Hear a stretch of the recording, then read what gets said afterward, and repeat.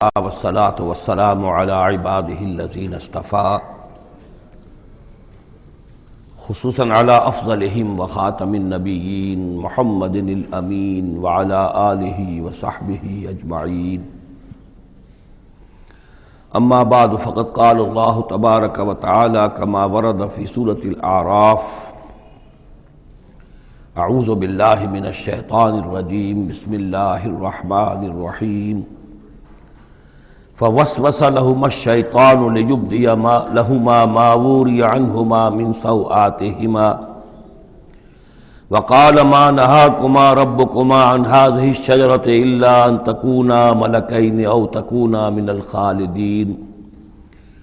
وقاسمهما إني لكما لمن الناصحين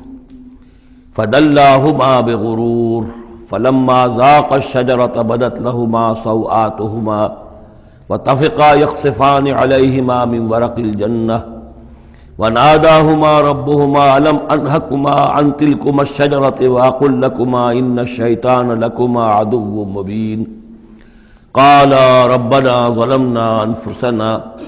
وإن لم تغفر لنا وترحمنا لنكونن من الخاسرين. صدق الله العظيم. رب اشرح لي صدري ويسر لي امري واحلل عقدة من لساني يفقهوا قولي. اللهم ربنا الهمنا رشدنا واعذنا من شرور انفسنا. اللهم ارنا الحق حقا وارزقنا اتباعه وارنا الباطل باطلا وارزقنا اجتنابه. آمین یا رب العالمین. سورہ اعراف کے دوسرے رکوع میں قصہ آدم و ابلیس قرآن حکیم میں دوسری مرتبہ بیان ہو رہا ہے. اس سے پہلے یہ سورہ بقرہ میں اس کے چوتھے رکوع میں آ چکا ہے. البتہ آپ دیکھیں گے کہ اگرچہ یہ قصہ جو ہے قرآن مجید میں 7 مرتبہ آیا ہے، 6 مرتبہ مکی صورتوں میں اور 1 مرتبہ مدنی صورت میں، لیکن یہ کہ ہر جگہ کوئی نہ کوئی بات نئی ہے. اس لیے کہ جس دور سے بھی یہ تحریک جو ہے حضور کی دعوت کی گزر رہی تھی، اس دور کے حوالے سے کچھ چیزیں جو ہیں وہ ہر جگہ پر آپ کو مزید نمایاں ملیں گی. اب مثلاً اس رکوع کے شروع میں ہمیں وہ عظیم آیت ملی ہے کہ جس میں جمع کا صیغہ اختیار کیا گیا ہے. وَلَقَدْ خَلَقْنَاكُمْ ثُمَّ صَوَّرْنَاكُمْ ثُمَّ قُلْنَا لِلْمَلَائِكَةِ اسْجُدُوا لِآدَمَ فَسَجَدُوا إِلَّا إِبْلِيسَ. اس کے بارے میں پچھلی مرتبہ میں عرض کر چکا ہوں. اب دوسری بات جو آ رہی ہے وہ یہ ہے کہ جو شیطان نے ورغلایا حضرت آدم کو اور حضرت حوا کو سلام علیہما، کہ جس درخت کا پھل کھانے سے اللہ تعالیٰ نے انہیں روک دیا تھا، کسی طریقے سے ورغلا کر انہیں اس درخت کا پھل کھانے پر آمادہ کر لیا. اس کے لیے لفظ آیا فوسوس لہما. یہ وسوسہ اصل میں ہم یہ سمجھتے ہیں کہ شاید یہ چیزیں اس طور سے ہو رہی تھی جیسے کہ ہم ایک دوسرے کے سامنے کھڑے باتیں کر رہے ہیں، ایک دوسرے کو پہچان رہے ہیں، لیکن حضرت آدم اور حوا کے بھی دلوں میں وسوسہ اندازی کی ہے شیطان نے، جیسے کہ شیطان وسوسہ اندازی کرتا ہے ہمارے دلوں میں. یہ مکالمے اس طرح کے نہیں ہے کہ وہ ایک ہی محفل میں کھڑے ہوئے. عام طور پر سورہ بقرہ کے چوتھے رکوع میں بھی اور دوسرے مقامات پر بھی ہمارا تصور کچھ اور رہتا ہے، لیکن یہاں وہ پردے حائل ہیں. ابلیس جو ہے وہ یقیناً جو ہے جنات میں سے تھا. حضرت آدم علیہ السلام کے لیے اس وقت بھی وہ انویزیبل تھا. لہذا لفظ جو آیا ہے فوسوس لہما الشیطان، وسوسہ ان کے دلوں میں ڈالا. لیبدی لہما ما وری عنہما من سوآتہما. اب یہاں خاص طور پر ایک بات آ رہی ہے، اس کو ہم متشابہات ہی میں شمار کریں گے.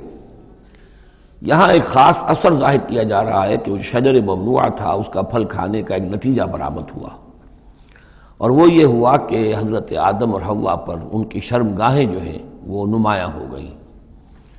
یا تو ایسا ہے کہ پہلے انہیں شعور نہیں تھا، اب شعور پیدا ہو گیا، یا یہ کہ انہیں کوئی خاص لباس جنت کا حلہ اللہ تعالیٰ نے عطا کیا ہوا تھا، وہ لباس اتر گیا اس درخت کا پھل کھانے کے نتیجے میں. یہ چیزیں ایسی ہیں کہ جس سے یقیناً بہت سے لوگوں کو کچھ قیاس آرائیوں کا موقع ملا ہے.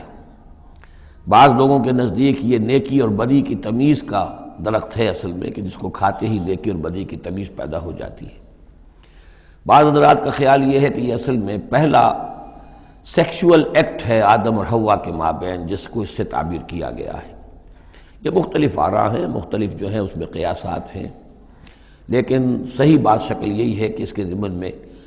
ابھی ہمیں اس کو متشابہات ہی کے دائرے میں رکھ کر اور اس کے بارے میں کوئی قطعی اور حقیقی اور یقینی رائے جو ہے قائم کرنے کی کوشش نہیں کرنی چاہیے، تاکہ کہیں اور معلومات جو ہیں ہماری سائنس کے ذریعے سے اکتشافات اور معلومات کا دائرہ اور وسیع ہو جائے تو اس سے ہم پہنچ جائیں اس کی کنہ تک کہ وہ درخت کون سا تھا۔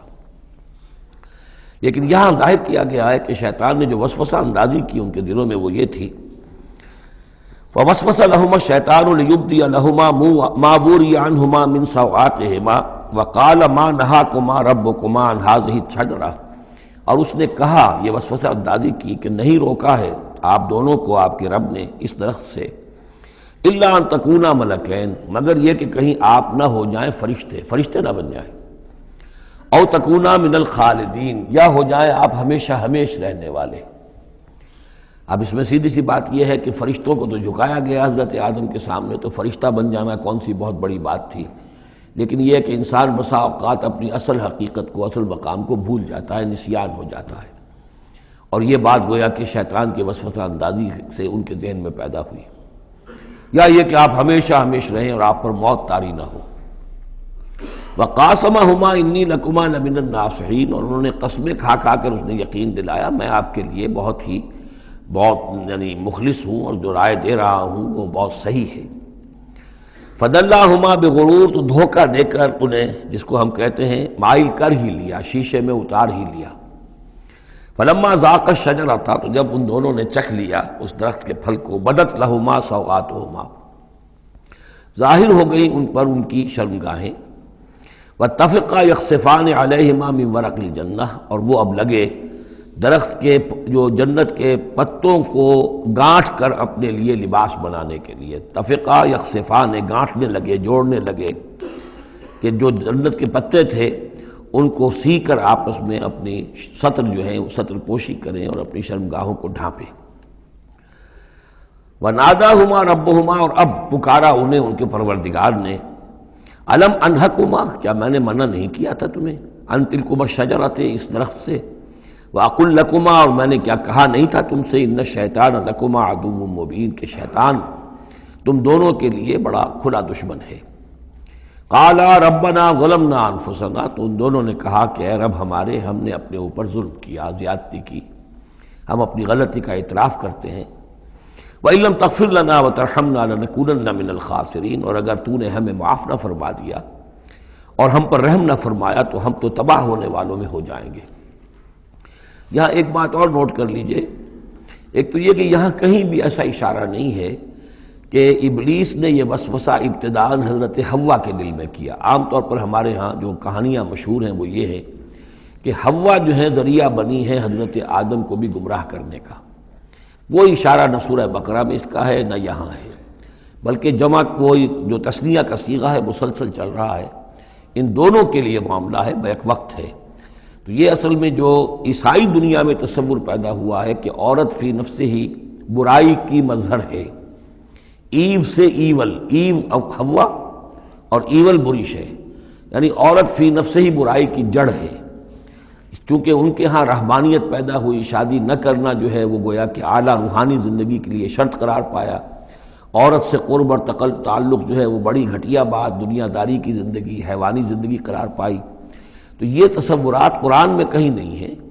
یہ تو جیسے کہ آدم کا معاملہ تھا ویسے حوا کا معاملہ تھا، اور شیطان نے دونوں کو ورگلایا ہے اور دونوں نے اللہ سے معافی مانگی ہے۔ دوسرے یہ کہ یہاں نوٹ کر لیجئے کہ یہاں یہ بتا دیا گیا کہ وہ الفاظ کیا تھے۔ وہاں سورہ بقرہ میں ہم پڑھا ہے فَتَلَقَّىٰ آدَمُ مِن رَبِّهِ كَلِمَاتٍ فَتَابَ عَلَيْهِ، حضرت آدم کے دل سخت پشیمانی کے جذبات پیدا ہوئے، تو اس کے لیے الفاظ خود اللہ تعالیٰ نے تلقین فرما دیے، اور وہ الفاظ یہ ہیں ربنا ظلمنا انفسنا وان لم تغفر لنا وترحمنا لنکونن من الخاسرین۔ قال اهبطوا بعضكم لبعض عدو، اور اللہ نے فرمایا کہ اب اترو یہاں سے۔ حبوط کے بارے میں گفتگو میں سورہ بقرہ میں کر چکا ہوں، تم ایک دوسرے کے دشمن ہوگے، عداوت جو ہے وہ چل رہی ہے، شیطان اور اس کی ذریت اور حضرت آدم کی اولاد، اس کے مابین تو سب سے بڑی دشمنی ہے، مستقل دشمنی ہے۔ باقی یہ ہے کہ انسانوں کے اندر بھی آپس میں دشمنیاں چلتی ہیں۔ وَلَكُمْ فِي الْأَرْضِ مُسْتَقَرٌّ وَمَتَاعٌ إِلَىٰ حِينٍ، اور اب تمہارے لیے زمین میں ٹھکانہ ہے اور ساز و سامان ہے، ضرورت کی چیزیں ہیں، إِلَىٰ حِين، ایک وقت معین تک کے لیے۔ یہ ابدی نہیں ہے، ہمیشہ کے لیے نہیں ہے، ایک خاص وقت تک کے لیے اب تمہیں وہاں رہنا بسنا ہے، اور وہاں رہنے بسنے کے لیے جو ضروری چیزیں ہیں وہاں فراہم کر دی گئی ہیں۔ قَالَ فِيهَا تَحْيَوْنَ وَفِيهَا تَمُوتُونَ وَمِنْهَا تُخْرَجُونَ، ساتھ یہ بھی فرما دیا کہ اب اسی زمین میں تم رہو گے اور اسی میں تم مر کر داخل ہو جاؤ گے۔ فِيهَا تَمُوتُونَ، اسی میں مرو گے، وَمِنْهَا تُخْرَجُونَ، اور اسی میں سے تمہیں دوبارہ نکال لیا جائے گا، بعث بعد الموت۔ یا بنی آدم قد انزلنا علیکم لباسا یواری سوآتکم وریشا۔ اب یہاں ایک جو یعنی ایک راہبانہ تصور ہی، الٹا قسم کا راہبانہ تصور جو ہے، یوں سمجھیے کہ پیدا ہو گیا تھا عرب کے لوگوں میں بھی۔ وہ سمجھتے تھے جیسے آج بھی دنیا میں نیوڈسٹ سوسائٹیز جو ہیں وہ کہتے ہیں لباس ایک تکلف ہے، خام خواہ ہے۔ جب انسان کو اللہ نے پیدا کیا تو کوئی لباس نہیں ہوتا، پھر حیوانات کا کوئی لباس نہیں ہے، یہ خام خواہ ایک تکلف ہے انسان نے جو اپنے لیے اختیار کر دیا ہے، یہ خام خواہ شرم کی بات ہے، اور یہ شرم گاہیں ہیں، اور یہ ہے اور وہ ہے۔ تو اسی طرح کا معاملہ یہ ہے کہ بعض جو اس طرح کے یہ ملنگ قسم کے لوگ جو ہوتے ہیں ان کے ہاں بھی وہ ننگے رہنے کا رواج، اور یہ کہ لباس کا ایک تکلف ہے، تکلف کی کوئی ضرورت نہیں ہے۔ عرب میں یہ رواج پڑ گیا تھا کہ مادر زاد برہنہ ہو کر مرد اور عورتیں طواف کرتے تھے خانہ کعبہ کا، اور یہ گویا کہ بڑا اونچا کام تھا، گویا کہ ہر تکلف سے، یعنی بہرحال اب بھی ہم طواف کرتے ہیں تو صرف 2 چادریں ہوتی ہیں، انہوں نے کہا کہ وہ چادروں کا تکلف بھی کیا کرنا ہے، بس جیسا بھی اللہ نے پیدا کیا ہے، مادر ذات برہنہ مرد اور عورتیں جو ہیں وہ طواف کرتے تھے، اور اس کو بڑا نیکی کا کام سمجھتے تھے، بہت یوں سمجھیے کہ اپنی یعنی سیلف اینیہیلیشن یا اپنی نفی ذات جو ہے اس کا بہت بڑا مظہرہ تھا۔ اب اس کی یہاں تردید ہو رہی ہے۔ یا بنی آدم، آدم کی اولاد، قد انزلنا علیکم لباسا، ہم نے تم پر لباس اتارا ہے، یواری سوآتکم، جو تمہارے شرمگاہوں کو ڈھانپتا ہے، وریشا، اور تمہارے لیے آرائش کا سبب بنتا ہے، زیبائش اور آرائش کا، لباس التقوی ذالک خیر، اور اس سے اوپر پھر ایک اور لباس ہے، اور وہ لباس ہے تقوی کا لباس۔ ظاہر ہے کہ وہ سب سے بہتر ہے۔ اگر تقوی کا لباس نہیں ہے تو بسا اوقات اور انسان لباس پہن کے بھی ننگا ہوتا ہے، اتنا تنگ لباس کہ اس میں جسم کے سارے نشیب و فراز ظاہر ہو رہے ہوں، یا اتنا باریک لباس عورتوں کا کہ جس میں وہ جسم اندر سے جھلک رہا ہو، تو وہ لباس پہنے ہوئے بھی، جیسے کہ حضور نے فرمایا، اللہ تعالیٰ لعنت فرمائے ان عورتوں پر جو لباس پہن کر بھی ننگی رہتی ہیں، عاریاتن کاسیاتن۔ تو لباس التقوی ذالک خیر، ایک اور اضافی جو ہے وہ تقوی کا ہے، شرم ہو، حیا ہو، تقوی ہو۔ ذالک من آیات اللہ لعلہم یذکرون، یہ اللہ تعالیٰ کی آیات میں سے ہے تاکہ یہ لوگ نصیحت اخذ کریں۔ یا بنی آدم لا یفتننکم الشیطان، اے بنی آدم دیکھو تمہیں شیطان اب نہ بچلانے پائے، نہ دھوکہ دینے پائے، نہ فتنے میں ڈالنے پائے، کما اخرج ابویکم من الجنہ، جیسے کہ تمہارے دونوں ماں باپ جد امجد اور اماں حوا کو اس نے نکلوا دیا تھا، کما اخرج ابویکم من الجنہ، جنت سے، ینزع عنہما لباسہما، اور وہ ان سے اتروا لیا تھا اس نے ان کا لباس جنت کا، لیریہما سوآتہما، تاکہ دکھائے انہیں، ان پر عیاں کر دے ان کی شرمگاہیں، انہ یراکم ہوا وقبیلہ من حیث لا ترونہم، ایک بات جان لو کہ وہ یعنی ابلیس خود، چونکہ اسے بھی چھوٹ ملی ہوئی ہے قیامت تک کے لیے، وہ مسلسل زندہ ہے، اور قبیلہ، اور اس کی قوم، اس کی ذریت، اور اس کے جو ایجنٹ ہیں جنات میں سے، چونکہ وہ انویزیبل ہیں تو وہ تمہیں دیکھتے ہیں، تاکتے ہیں تمہیں، تم پر داؤ لگاتے ہیں، یراکم ہوا وقبیلہ من حیث لا ترونہم، جہاں سے تم انہیں نہیں دیکھ سکتے۔ انا جعلنا الشیاطین اولیاء للذین لا یؤمنون، ہم نے تو شیاطین کو ان لوگوں کا دوست بنا دیا جو ایمان نہیں لاتے، جو ایمان نہیں رکھتے، ایمان نہیں لاتے، تو شیطان جو ہے جیسے گندگی جو ہے اس کے اوپر مکھی آئے گی، ایسے ہی جہاں اللہ کا ذکر نہیں ہے، اللہ کا ایمان نہیں ہے، خانہ خالی را دیو می گیرد، تو وہاں یہ شیاطین جن جو ہے آ کر اڈا جمائیں گے۔ وَإِذَا فَعَلُوا فَاحِشَةً، اور جب یہ ایک بے حیائی کا کام کرتے ہیں، یعنی ننگے عریاں طواف، قالوا وجدنا علیہ آباءنا، کہتے ہیں ہم نے پایا اپنے آباء و اجداد کو یہی کچھ کرتے ہوئے، واللہ امرنا بہا، اور جب ہمارے آباء و اجداد یہ کرتے تھے تو یقیناً اللہ ہی نے ہمیں اس کا حکم دیا ہوگا۔ یہ گویا کہ ان کے نزدیک سرکمسٹانشل ایویڈنس تھا کہ جب ایک ریت چلی آ رہی ہے، ایک رسم چلی آ رہی ہے تو یقیناً اللہ ہی نے کہا ہوگا۔ قل ان اللہ لا یامر بالفحشاء، نبی ان سے کہہ دیجیے اللہ تعالیٰ بے حیائی کا حکم نہیں دیتا۔ اتقولون علی اللہ ما لا تعلمون، تو کیا تم اللہ کی طرف منسوب کر رہے ہو، یعنی جھوٹ جڑ کر اور جھوٹ گھڑ کر اس کو جڑ رہے ہو اللہ کی جناب میں، جس کا کہ تمہیں کوئی علم حاصل نہیں ہے۔ قل امر ربی بالقسط، کہہ دیجئے اے نبی کہ میرے رب نے تو حکم دیا ہے انصاف کا، عدل کا، توازن کا۔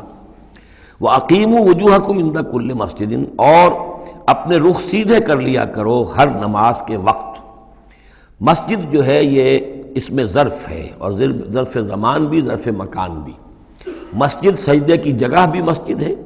اور سجدے کا وقت جو ہے ظرف زمان وہ بھی مسجد ہے۔ وَادْعُوهُ مُخْلِصِينَ لَهُ الدِّينَ، اور اس کو پکارا کرو، اس سے دعا کیا کرو، لیکن اس کے لیے اپنی اطاعت کو خالص کرتے ہوئے، یعنی اللہ تعالیٰ سے دعا کرنے کی ایک شرط ہے، اس کی اطاعت کو اپنے اوپر لازم کرو۔ جیسے کہ سورہ بقرہ میں ہم جہاں روزے اور رمضان کے احکام اور حکمتوں کا بیان ہوا ہے، اس میں فرمایا گیا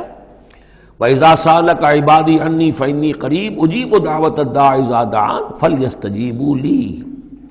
میں تو ہر ایک پکارنے والے کی پکار سنتا ہوں، اس کی دعا کو قبول کرتا ہوں، لیکن اسے بھی چاہیے کہ میرا کہنا مانے، اور یہ کہنا ماننا جو جزوی نہیں ہوگا۔ ادخلوا فی السلم کافہ، داخل ہونا ہے تو پورے پورے ہونا ہے۔ تو فرمایا کہ مخلصین لہ الدین، اپنی اطاعت کو اس کے لیے خالص کرتے ہوئے، یعنی اس کی اطاعت کے دائرے کے اندر تو اور اطاعتیں ہو سکتی ہیں۔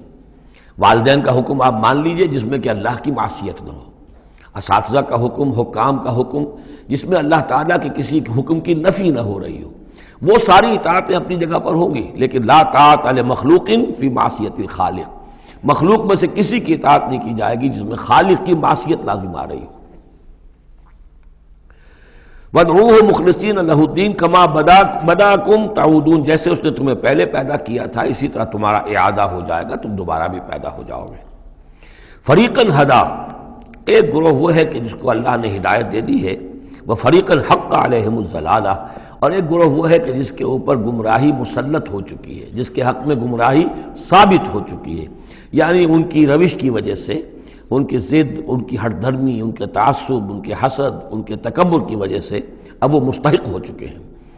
حق علیہم الضلالہ انہم اتخذوا الشیاطین اولیاء، اور یہ اس لیے کہ انہوں نے شیطانوں کو اپنا رفیق اور ساتھی بنایا من دون اللہ، اللہ کو چھوڑ کر، ویحسبون انہم مہتدون، اور سمجھتے یہ ہیں کہ ہم بہت ہدایت پر ہیں، سیدھے راہ پر ہیں۔ یا بنی آدم خذوا زینتکم عند کل مسجد، دوبارہ پھر اے آدم کی اولاد اپنی زینت لے لیا کرو۔ خذوا زینتکم، یعنی لباس جو ہے جس کو کہا گیا ریشہ تمہارے لیے آرائش ہے، یہ تمہاری لیے زینت ہے، اللہ نے اتارا ہے اپنی آرائش کا سامان، اور یہ کہ نماز کے لیے جب انسان آئے تو اچھا لباس پہن کر آئے۔ ہمارے ہاں عام طور پر الٹی روش چلتی ہے، دفتر جا رہے ہیں تو بہت اچھا لباس ہے، مسجد جا رہے ہیں تو وہ چاہے میلے کپڑے پہن کے چلے گئے، لیکن یہاں اللہ تعالیٰ فرما رہا ہے یہ نہیں، میرے پاس آتے ہو، میرے دربار میں آتے ہو تو اچھا لباس پہن کر آؤ۔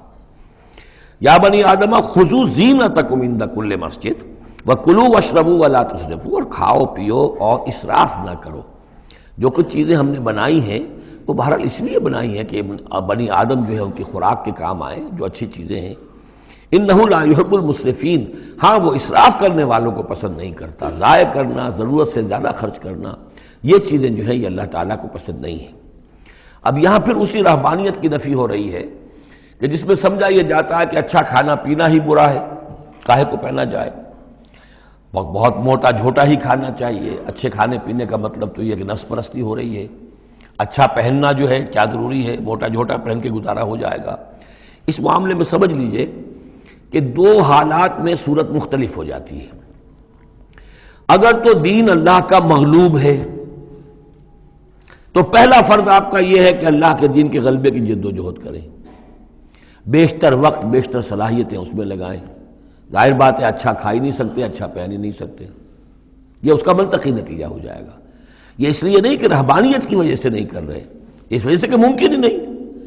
آپ اپنے اسی وقت کو لگائیں گے زیادہ کمائی کے لیے، محنت کریں گے دنیا کے لیے، زیادہ کمائیں گے تو اچھا کھائیں گے، اچھا پہنیں گے، آپ نے تو اپنا وقت جو ہے وہ لگا دیا ہے اللہ کے دین کے لیے، اگر لگائیں گے نہیں تو دین غالب کیسے ہو جائے گا؟ خود بخود تو نہیں ہوگا، آسمان سے تو نہیں ٹپک پڑے گا دین، اللہ فرشتے تو نہیں بھیجے گا دین غالب کرنے کے لیے، غالب تو آپ کو کرنا ہے۔ لہذا اس صورت میں تو نیچرل یہ ہو جاتا ہے کہ پھر کم سے کم کرو، کم سے کم کرو، کم سے کم کرو، اپنے معیار زندگی کو اور نیچے لاؤ، اور نیچے لاؤ، اور نیچے لاؤ، تاکہ زیادہ سے زیادہ وقت، زیادہ سے زیادہ اپنی صلاحیتیں، زیادہ سے زیادہ اوقات، زیادہ سے زیادہ اپنے وسائل کو آپ فارغ کر سکیں اللہ کے دین کے لیے۔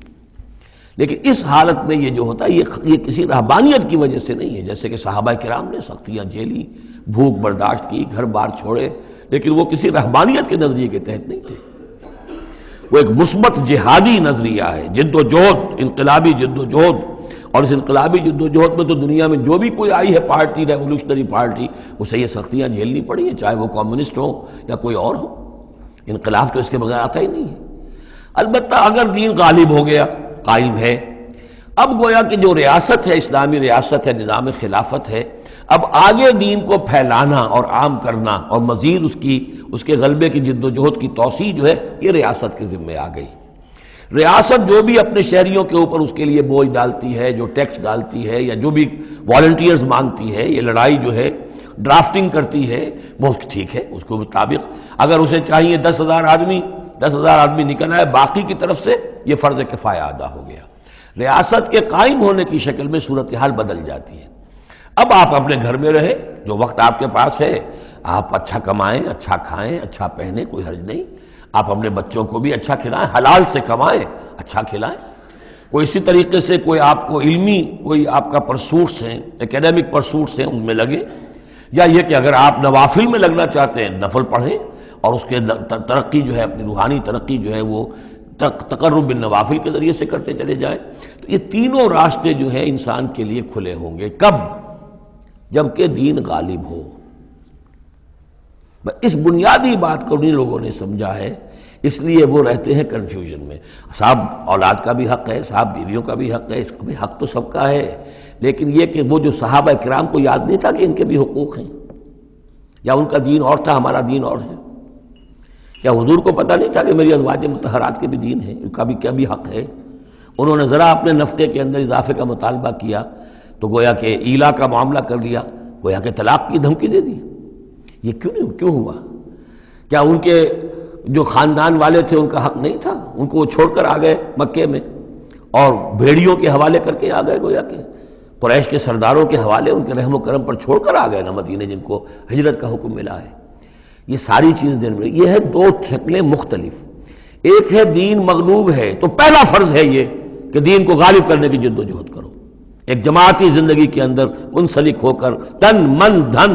ان صلاتی و نسکی و مایایا و مماتی للہ رب العالمین،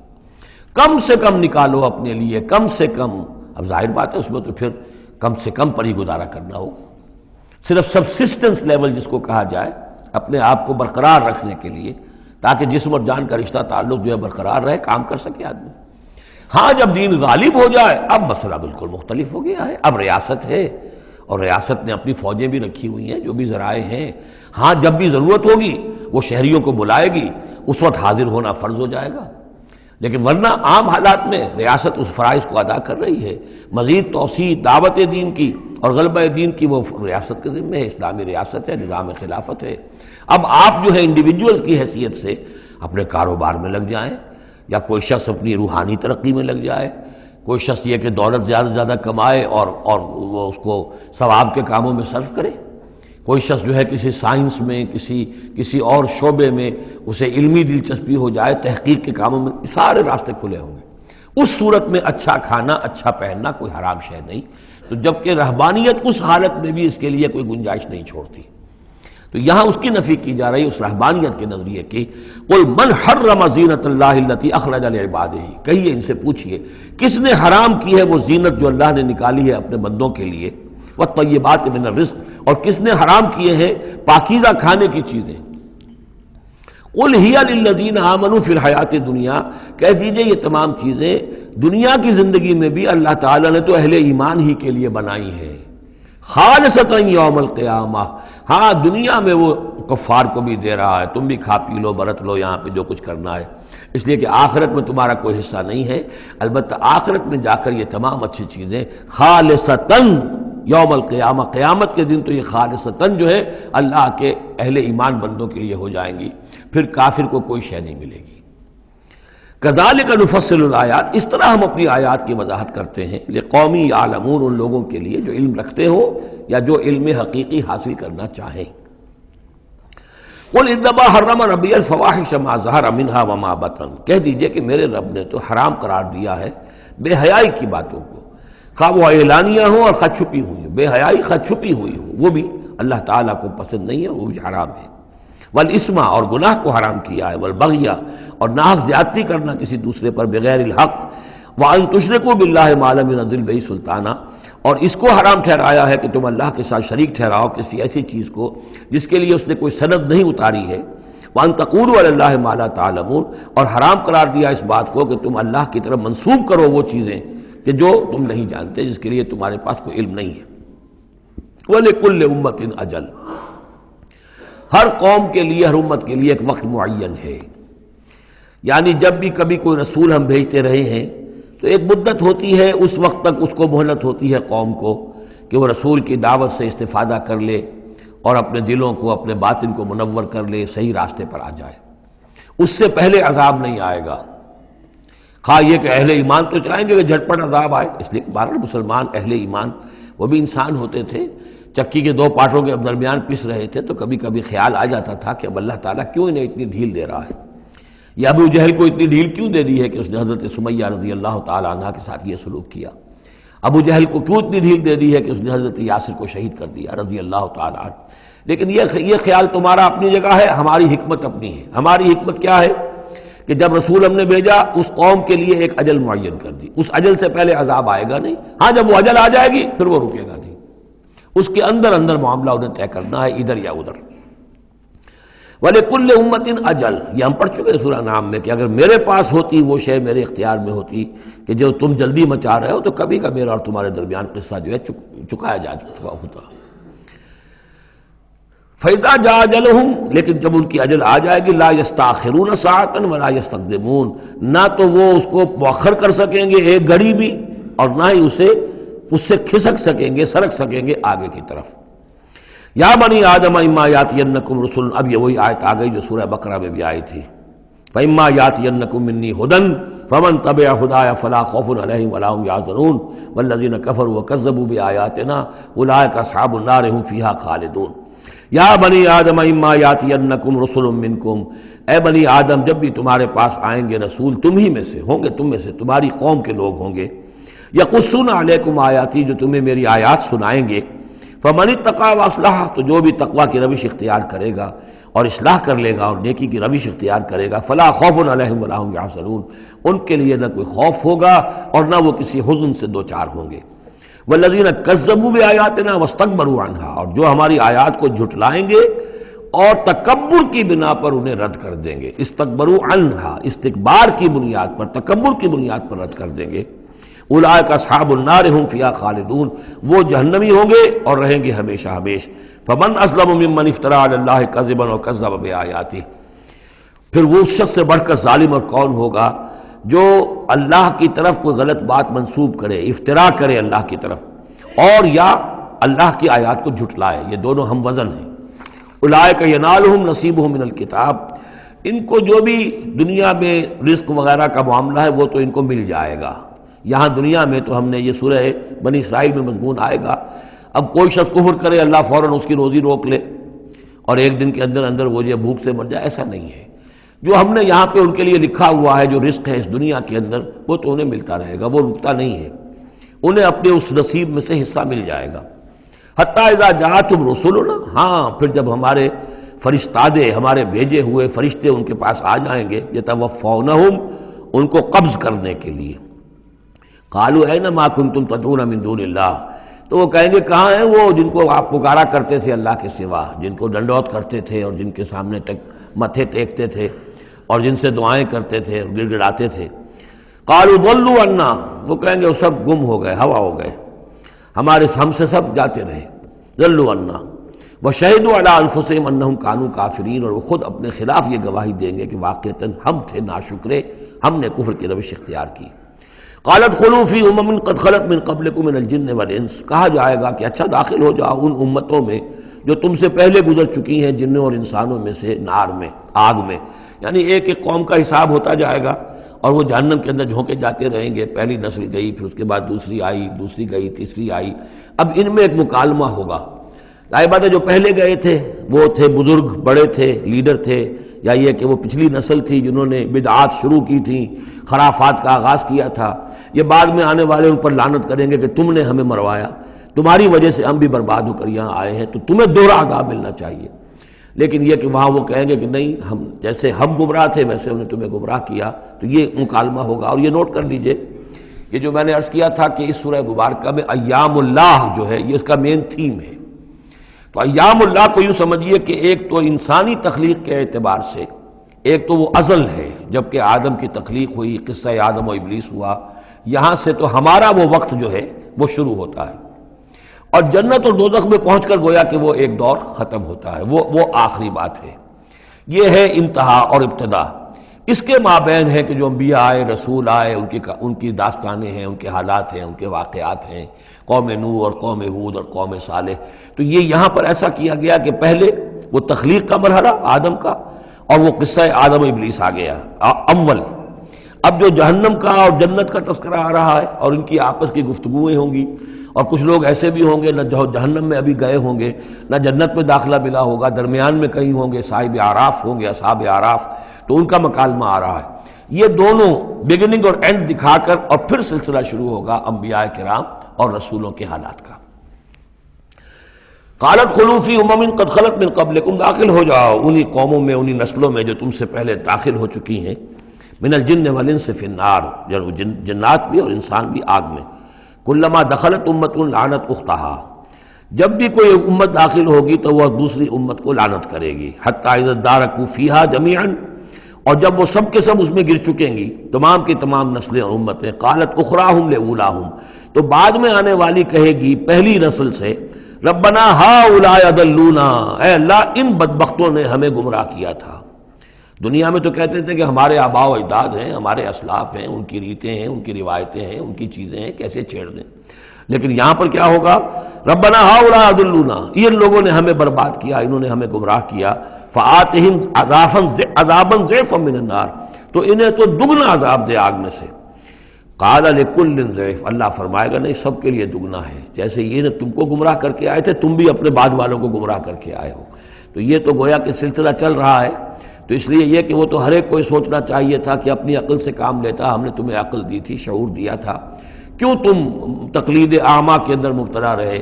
آباء و اجداد کی تقلید ہو رہی ہے، اپنے لیڈروں کی تقلید ہو رہی ہے، تو یہ تقلید اعمیٰ کے لیے تمہیں میں نے آنکھیں دی تھی، تمہیں کان دیے تھے، تمہیں میں نے عقل دی تھی، تمہیں نیکی اور بدی کا شعور دیا تھا، ہر شخص جو ہے وہ ذمہ دار ہے۔ قال لکل ضعف، اللہ فرمائے گا سب کے لیے دوہرا ہے، ولکن لا تعلمون، لیکن تمہیں اس کا علم نہیں ہے۔ وقالت اولاہم لاخراہم، اب وہ کہیں گے پچھلے جو ہیں، جو پہلے والے تھے، بعد میں آنے والوں کو، فما کان علیکم علینا من فضل، دیکھو نا، نہیں نا تمہیں کوئی، ہم پر کوئی فضیلت حاصل نہیں ہو سکی، تم نے خام خواہ ہم پر لعنت کی، لیکن اس سے کیا حاصل تمہیں کیا ہوا؟ ما کان لکم علینا من فضل فذوقوا العذاب بما کنتم تکسبون، اور اب چکھو مذاق عذاب کا اپنی کرتوتوں کے باعث۔ ان الذین کذبوا بآیاتنا واستکبروا عنہا،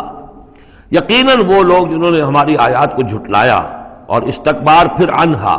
اور بر بنائے تکبر ان کو رد کیا، اعراض کیا ان سے تکبر کی بنیاد پر، لا تفتح لہم ابواب السماء، ان کے لیے آسمان کے دروازے کبھی نہیں کھولے جائیں گے۔ یہ کچھ اشارات ہیں قرآن مجید میں جس سے معلوم ہوتا ہے کہ جہنم اسی زمین پر ہوگی، اور ابتدائی جنت بھی یہی ہوگی، ابتدائی نزل والی جنت جو ہے وہ بھی اسی زمین پر ہوگی، اور جہنم بھی اسی زمین پر ہوگی۔ اور کچھ ایسا سا تصور ہوتا ہے کہ جیسے زمین کو جب کھینچا جائے گا، وَإِذَا الْأَرْضُ مُدَّتْ، زمین کو جب کھینچا جائے گا تو جیسے ربڑ کی کربج کی کوئی گیند ہو اس کو کھینچے تو آپ کو معلوم ہے کہ جو جہاں سے وہ زیادہ موٹی ہے وہ پچک جائے گی، جب وہ پچکے گی تو اس کے اندر جو لاوا ہے اس وقت بھی زمین کے پیٹ میں بھرا ہوا ہے وہ لاوا وہ ظاہر ہو جائے گا، اور وہ جہنم ہوگی۔ واللہ عالم، یہ کچھ اندازے ہوتے ہیں بعض اشارات سے،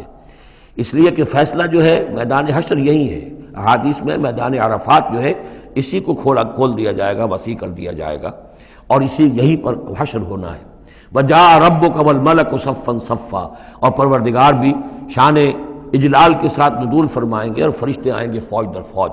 اور یہیں پر حساب کتاب ہوگا۔ ابتدائی مہمان نوازی بھی جو ہے وہ یہی ہوگی، لیکن پھر یہ کہ اہل جنت اپنے مراتب کے اعتبار سے اور اوپر کی جنتوں میں چڑھتے چلے جائیں گے۔ لیکن ظاہر بات ہے یہ لوگ جو ہیں یہ یہیں کہیں رہ جائیں گے۔ لا تفتح لہم ابواب السماء، ان کے لیے آسمان کے دروازے کھولے ہی نہیں جائیں گے۔ ولا يدخلون الجنت، اور وہ جنت میں داخل نہیں ہوں گے حتی یلج الجمل فی سم الخیاط، یہاں تک کہ اونٹ گزر جائے، گھس جائے سوئی کے ناکے میں۔ اسے کہتے ہیں تعلیق بالمحال۔ نہ یہ ممکن ہے کہ سوئی کا ناکہ اتنا بڑا ہو جائے کہ اونٹ گزر جائے، یا اونٹ اتنا چھوٹا ہو جائے کہ سوئی کے ناکے میں داخل ہو جائے، نہ ان کفار کے جنت میں داخل ہونے کا کوئی امکان ہے۔ اور یہ بات بھی نوٹ کیجئے کہ یہی بات اصل میں حضرت عیسیٰ علیہ السلام نے تنقید جو انہوں نے کی تھی کہ ایک دولت مند شخص ان کے پاس آیا، جیسے ہمارے ہاں بھی ہوتے ہیں جو دیندار ہیں، سیٹھ ہیں، اور وہ دین کے کام بھی کرتے ہیں، تو انہوں نے کہا کہ بتائیے آپ کی تعلیم کیا؟ ان کا نماز پڑھو، روزہ رکھو، کرو نماز روزہ میں کرتا ہوں۔ اچھا اپنے غریبوں کے اپنے بال میں سے دو، یہ کرو وہ کرو، یہ بھی میں کرتا ہوں، آپ بتائیے اور کیا ہے؟ پھر آخر میں فرمایا حضرت مسیح نے، اچھا اپنی صلیب اٹھاؤ اور میرے ساتھ چلو۔ یعنی یہ کہ اب وہ ہے وہ جد و جہد، حق و باطل کی کشاکش، یہ نیکی کے کام کرنا، دھندوں میں لگے رہنا، اور اپنے ساتھ کچھ نہ کچھ نیکی کا کام ہے، کچھ پن ہے، کچھ خیرات ہے، کچھ ثواب کے کام ہے، کوئی نماز ہے، روزہ ہے، یہ تو آسان ہے۔ لیکن یہ کہ اس کشاکش حق و باطل جو ہے اس میں لگنا، کہ جس میں پھر اندیشہ ہو کہ پھانسی بھی آ سکتی ہے، اندیشہ ہو جان بھی جا سکتی ہے، تکلیف بھی آ سکتی ہے۔ تو جب انہوں نے کہا کہ اچھا ٹھیک ہے، پھر جب تم نے یہ ساری منزلیں طے کر لی تو آخری منزل ہے اپنی صلیب اٹھاؤ اور میرے ساتھ آ جاؤ۔ تو اس شخص کا چہرہ لٹک گیا اور وہ چلا گیا۔ تو حضرت مسیح نے فرمایا کہ اونٹ کا سوئی کے ناکے میں سے گزرنا ممکن ہے، لیکن کسی دولت مند شخص کا اللہ کی بادشاہت میں داخل ہونا ممکن نہیں ہے۔ بہرحال میں اس وقت اسے کسی دلیل کے طور پر پیش نہیں کر رہا ہوں، لیکن میں نے صرف یہ کہ یہی جو ہے محاورہ جو قرآن مجید میں یہاں آیا ہے، حتیٰ یلج الجمل فی سم الخیاط، یہی ہے کہ جو حضرت عیسیٰ علیہ السلام نے استعمال کیا۔ وَكَذَلِكَ نَجْزِي الْمُجْرِمِينَ، اور اسی طرح ہم بدلہ دیتے ہیں مجرموں کو۔ لَهُم مِّن جَهَنَّمَ مِہَادٌ، ان کے لیے جہنم ہی کا ہوگا بچھونا، وَمِن فَوْقِهِمْ غَوَاشٍ، اور اسی کا اوڑھنا ہوگا، لحاف بھی اسی کا ہے آگ کا، اور اس کے گدے بھی۔ وَكَذَلِكَ نَجْزِي الظَّالِمِينَ، اور اسی طرح ہم ظالموں کو بدلہ دیں گے۔ وَالَّذِينَ آمَنُوا وَعَمِلُوا الصَّالِحَاتِ، اور وہ لوگ جو ایمان لائے اور جنہوں نے نیک عمل کیے، لَا نُكَلِّفُ نَفْسًا إِلَّا وُسْعَهَا، پھر آ گئی وہی بات، ہم کسی کو ذمہ دار نہیں ٹھہرائیں گے کسی جان کو مگر اس کی وسعت کے مطابق۔ محاسبہ ہوگا انڈیویجول، ہم نے کیا کیا کچھ اسے دیا تھا اس کے حساب سے ہم اس سے حساب لیں گے۔ اولئک اصحاب الجنہ، وہ ہوں گے جنت والے، ہم فیہا خالدون، اور اس میں رہیں گے ہمیشہ ہمیشہ۔ وَنَزَعْنَا مَا فِي صُدُورِهِم مِّن غِلٍّ، اور ہم نکال دیں گے جو کچھ ان کے سینوں میں ہوگا ایک دوسرے کی طرف سے کوئی میل۔ یعنی اہل ایمان بھی انسان ہوتے ہیں، شکوے شکایتیں ہو جاتی ہیں، دینی جماعتوں میں بھی کبھی کسی معمور کو امیر سے شکایت ہو گئی، کسی امیر کو معمور سے شکایت ہو گئی، کسی ایک رفیق کو دوسرے رفیق سے شکایت ہو، انسان ہے۔ اور یہ معاملہ جو ہے ایسا بھی ہوتا ہے، زائل بھی ہو جاتے ہیں، کچھ ایسی شکوے شکایتیں ہوتی ہیں کہ باقی رہتی ہیں، ختم نہیں ہوتی ہیں، ان کے اثرات جو ہیں وہ جذبات کچھ ایسے مجروح ہو جاتے ہیں کسی طریقے سے زائل نہیں ہوتے۔ لیکن فرمایا گیا ہے کئی مقامات پر یہ کہ اللہ تعالیٰ اہل جنت کو جنت میں داخل کرنے سے پہلے جو بھی اہل ایمان میں سے کسی کے لیے ان کے دل میں کوئی کدورت ہوگی، کوئی میل ہوگا، وہ نکال دے گا، تاکہ اب جنت میں داخل ہونے والے سب سررن اخوانن علی سرر متقابلین، بالکل بھائیوں کی طریقے سے صاف دل ہو کر ایک دوسرے کے سامنے رو در رو ہو کر بیٹھیں گے، اور ان کے اندر کوئی غل نہیں رہے گا۔ یہی دعا بھی ہے جو ہمیں تلقین کی گئی ہے، اللہم اغفر لنا ولاخواننا الذین سبقونا بالایمان ولا تجعل فی قلوبنا غلا للذین آمنوا ربنا انک رؤوف رحیم۔ پروردگار اہل ایمان میں سے کسی کے لیے بھی ہمارے دل میں غل اور میل یا کدورت یہ باقی نہ رہنے دے، تو اپنے فضل و کرم سے دھو دے۔ وَنَزَعْنَا مَا فِي صُدُورِهِم مِّن غِلٍّ، بلکہ ان آیات پر حضرت علی کا یہ قول بھی ہے رضی اللہ تعالی عنہ کہ سورہ ہجر کی آیت کے ضمن میں خاص طور پر آتا ہے شان نزول میں، تو انہوں نے فرمایا کہ یہ میرے اور معاویہ کے کا ذکر ہے جو یہاں ہو رہا ہے۔ ظاہر بات ہے جنگیں ہوئی ہیں حضرت علی رضی اللہ عنہ اور حضرت معاویہ رضی اللہ عنہ، تو کتنی کچھ ہو گئی ہوگی شکایت ایک دوسرے سے۔ تو یہ آیتیں ہمارے لیے ہیں کہ اللہ تعالیٰ ہمیں دونوں کو جنت میں داخل کرے گا تو ہمارے دلوں سے یہ کدورتیں جو ہے وہ نکال دے گا۔ وَقَالُوا الْحَمْدُ لِلَّهِ الَّذِي هَدَانَا لِهَذَا، اور وہ کہیں گے کل شکر ہے اور کل تعریف ہے اس اللہ کی جس نے ہمیں یہاں تک پہنچایا۔ وَمَا كُنَّا لِنَهْتَدِيَ لَوْلَا أَنْ هَدَانَا اللَّهُ، اور محض اپنے زور بازو سے ہم یہاں تک نہیں پہنچ سکتے تھے اگر اللہ ہی نے ہمیں نہ پہنچا دیا ہوتا۔ لَقَدْ جَاءَتْ رُسُلُ رَبِّنَا بِالْحَقِّ، یقیناً ہمارے رب کے پروردگار کے جو بندے آئے تھے رسول بن کر وہ حق کے ساتھ آئے تھے۔ وَنُودُوا، اور تب انہیں ندا کی جائے گی، پکارا جائے گا، أَن تِلْكُمُ الْجَنَّةُ أُورِثْتُمُوهَا بِمَا كُنتُمْ تَعْمَلُونَ، اب یہ وہ جنت ہے جو جس کے تم وارث بنا دیے گئے ہو تمہارے اعمال کی وجہ سے۔ بندے کا کام یہ ہے کہ وہ یہ کہے گا اے اللہ میں اس لائق نہیں تھا، میرے اعمال ایسے نہیں تھے، میں اپنے اعمال کے بل پر کبھی بھی نہیں اس کا مستحق ہو سکتا تھا، یہ سارا تیرا فضل ہے، تیرا کرم ہے، تیری عطا ہے، تیری دین ہے۔ اللہ فرمائے گا نہیں میرے بندے، تو نے محنت کی تھی، کوشش کی تھی، ایثار کیا تھا، تو نے حق کا راستہ چوز کیا تھا، تو نے کبھی نقصان بھی برداشت کیا تھا حق کے لیے اور باطل کا مقابلہ کرنے میں تکالیف بھی جھیلی تھی۔ تو بندہ جو ہے وہ کہے گا نہیں پروردگار یہ سب تیرا فضل ہے، اور اللہ کہے گا یہ تمہارے اعمال کی وجہ سے ہے۔ دونوں جزوی طور پر حقیقتیں ہیں، یہ دونوں چیزیں ہیں مل کر ایک بات کو مکمل کرتی ہیں۔ ہم ارادہ کرتے ہیں کام کا، اللہ تعالیٰ اس کام کی توفیق دے دیتا ہے، ارادہ ہی نہ کریں تو توفیق نہیں ہوگی، اور محض اپنے ارادے سے ہم کچھ نہیں کر سکیں گے جب تک کہ اللہ کی طرف سے توفیق اور تحصیل نہ ہو جائے۔ وَنَادَىٰ أَصْحَابُ الْجَنَّةِ أَصْحَابَ النَّارِ، اور جنتی لوگ پکار کر کہیں گے جہنمیوں سے أَن قَدْ وَجَدْنَا مَا وَعَدَنَا رَبُّنَا حَقًّا، ہم نے تو پا لیا جو کچھ کہ ہمارے رب نے ہم سے وعدہ کیا تھا کہ وہ سچ نکلا، صحیح نکلا، جن نعمتوں کا ہم سے وعدہ کیا تھا وہ ہمیں مل گئیں۔ فَهَلْ وَجَدْتُم مَّا وَعَدَ رَبُّكُمْ حَقًّا، تم نے بھی کیا سچا پا لیا اللہ کا وعدہ جو اللہ نے تم سے وعدہ کیا تھا، وہ ساری چیزیں تمہیں مل گئیں؟ قالوا نعم، وہ کہیں گے جی ہاں، ہمارے ساتھ بھی جو وعدے تھے، جو وعیدیں تھیں، جو دھمکیاں تھیں، جو عذاب کی مختلف شکلیں تھیں، وہ سب ہیں جن میں ہم اس وقت گرے ہوئے ہیں۔ فَأَذَّنَ مُؤَذِّنٌ بَيْنَهُمْ، تو پکارے گا کوئی پکارنے والا ان کے مابین، اللعنۃ اللہ علی الظالمین، کہ اللہ کی لعنت ہے ظالموں پر۔ الذین یصدون عن سبیل اللہ ویبغونها عوجا، وہ لوگ کہ جو روکتے بھی تھے اور رکتے بھی تھے اللہ کے راستے سے، اور اس راستے میں کجی نکالتے تھے کہ اگر دیکھ لیا کسی شخص کے بارے میں کہ اس کا رجحان ہو گیا ہے کہ وہ محمد صلی اللہ علیہ وسلم کی باتیں توجہ سے سننے لگا ہے، تو اس کو ورگلانے کے درپے ہو جانا، اس کے لیے طرح طرح کی جو ہے پریشانیاں پیدا کرنا۔ وہم بالآخرۃ کافرون، اور یہ لوگ کافرت کے منکر تھے۔ وبینہما حجاب، اب یہ گفتگو تو ہو رہی ہوگی جنت اور دوزخ والوں کے مابین، ان دونوں کے مابین ایک پردہ ہوگا، ایک فصیل حائل ہوگی۔ یہ نقشہ جو ہے زیادہ کلیئرلی سورہ حدید میں کھینچا گیا ہے، وَضُرِبَ بَيْنَهُمْ بِسُورٍ لَهُ بَابٌ، بینہما حجاب، فصیل ہوگی، ادھر جنت ہے ادھر دوزخ ہے۔ وعلی الاعراف رجال، اور عرف کہتے ہیں جو فصیلوں کے اوپر بنی ہوتی ہیں، جھروکے سے بنے ہوتے ہیں جہاں سے کہ جھانک کر دیکھتے ہیں، تو اس طرح آپ نے فصیلوں کے اوپر دیکھے ہوں گے، تو اعراف ہوں گے۔ رجال یعرفون کلا بسیماہم، وہ لوگ ہوں گے جو سب کو پہچانتے ہوں گے، جہنمیوں کو بھی پہچانتے ہوں گے اور دوزخیوں کو بھی پہچانتے ہوں گے۔ اس لیے کہ یہ کون ہوں گے؟ یہ بین کے لوگ تھے جن میں کچھ نیکی بھی تھی، بدی بھی تھی، نہ یکسو ہوئے تھے ادھر نہ یکسو ہوئے تھے ادھر، تو کچھ نیکیاں کچھ بدیاں انہوں نے جمع کر لی تھیں، اور ان کے اعمال جو ہے وہ برابر ہو گئے، بدی اور نیکی کے اعمال جو ہے وہ برابر ہو گئے۔ تو اس حوالے سے ان کو ابھی درمیان میں روک لیا گیا ہے کہ نہ وہ جہنم میں جھونکے گئے نہ جنت میں داخل ہوئے۔ اور یہ وہ لوگ ہیں، ظاہر بات ہے کہ جو پھر جب بین کے لوگ تھے کچھ تو پہچانتے تھے ادھر سے کفار کو بھی ادھر سے اہل ایمان کو بھی، تو یعرفون کلا بسیماہم، وہ سب جانتے تھے پہچانتے تھے، ان کو بھی جو جنت میں ہے ان کو بھی جو دوزخ میں ہے۔ ونادى اصحاب الجنت،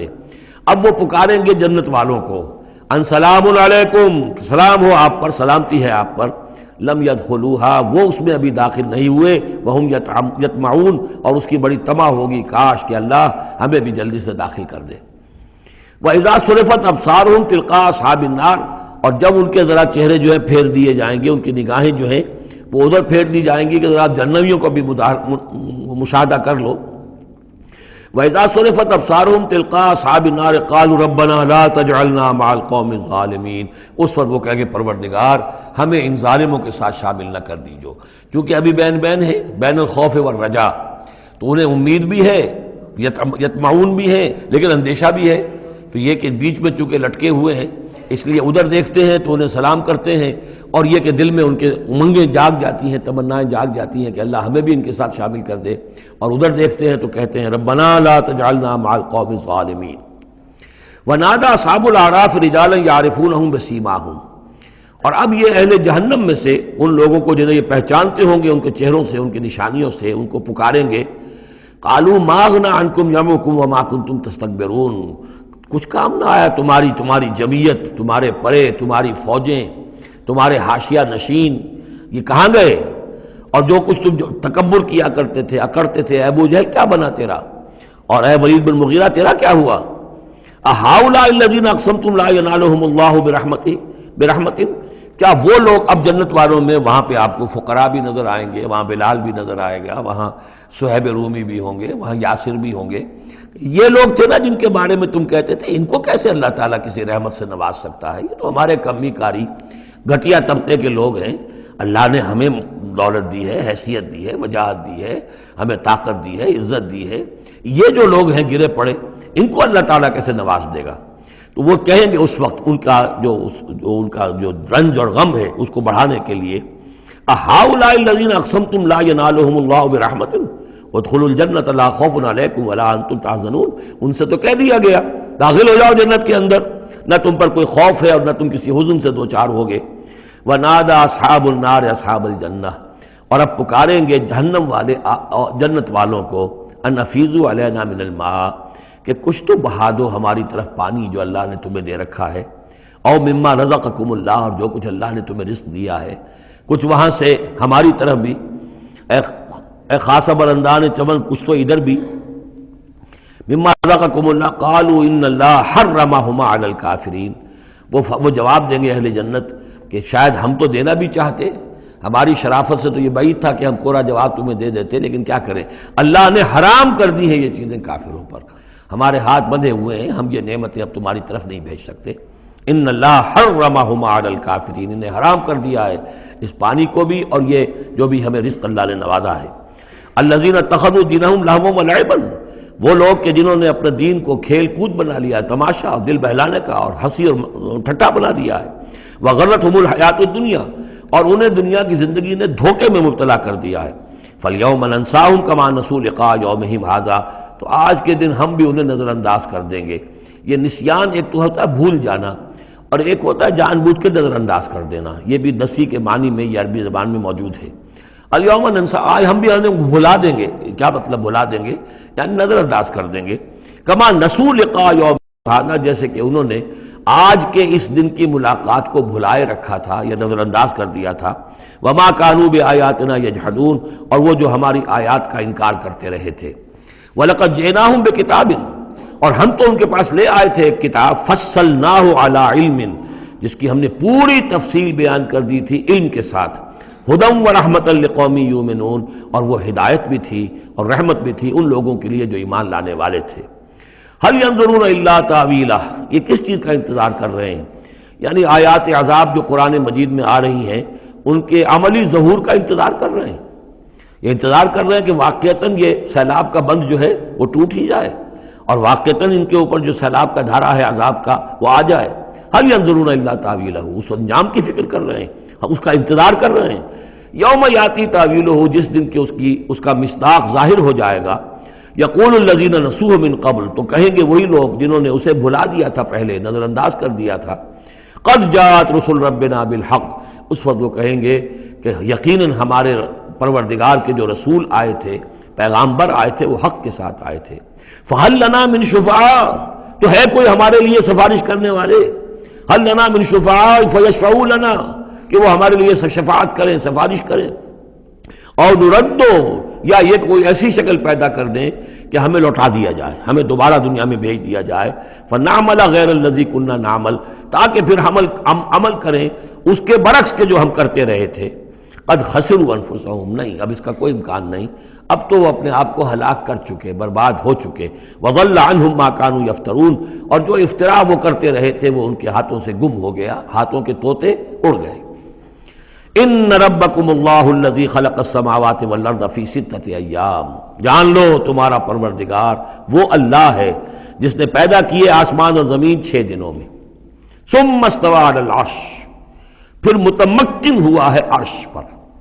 اب یہ عرش بھی جیسا کہ میں عرض کر چکا ہوں یہ بھی آیات متشابہات میں سے ہے، اس کی کوئی حقیقت بھی ہو سکتی ہے کہ کوئی واقعتاً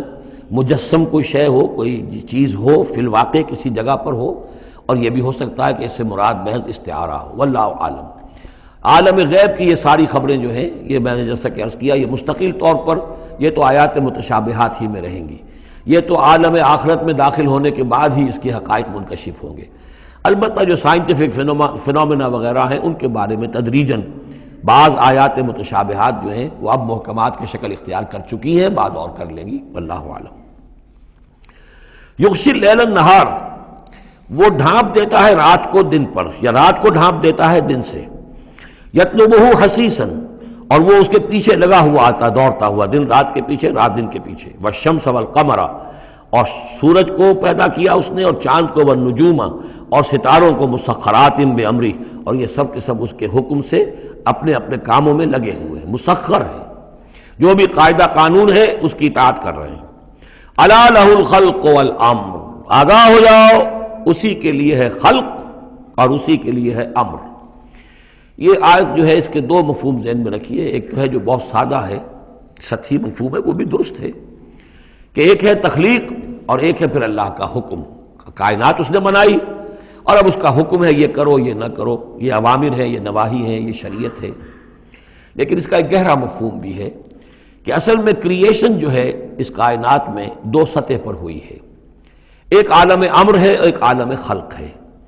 عالم امر میں صرف کریشن ایکس نیہلو ہوتی ہے، عدم محض سے تخلیق، اور اس میں ٹائم فیکٹر بالکل نہیں ہوتا، کن فیکون، کوئی ٹائم فیکٹر نہیں، بغیر کسی مادے کے، بغیر کسی پری ایگزسٹنگ شے کے کچھ پیدا کر دینا اور اس میں کسی ٹائم فیکٹر کا نہ ہونا، یہ عالم امر کے خواص ہے۔ عالم خلق میں کسی شے سے دوسری شے بنتی ہے اور اس کے بعد اس میں ٹائم لازمن ہے۔ انسان ہے 9 مہینے رحم مادر کے اندر بچہ رہے گا، 8 مہینے رہے، 7 مہینے رہے، بہرحال اسے وقت لگے گا۔ آم کی گٹھلی ہے، اس آم کی گٹھلی کو درخت بننے میں کئی سال لگیں گے۔ آسمان اور زمین کی تخلیق ہوئی ہے 6 دنوں میں، ہمیشہ یہ اس کا ذکر ہوگا، اور ظاہر بات ہے 6 دن وہ ہمارے دن تو نہیں ہے، قرآن مجید میں تو کہہ دیا گیا اللہ کا ایک دن 1000 برس کا بھی ہے، ایک دن 50,000 برس کا بھی ہے،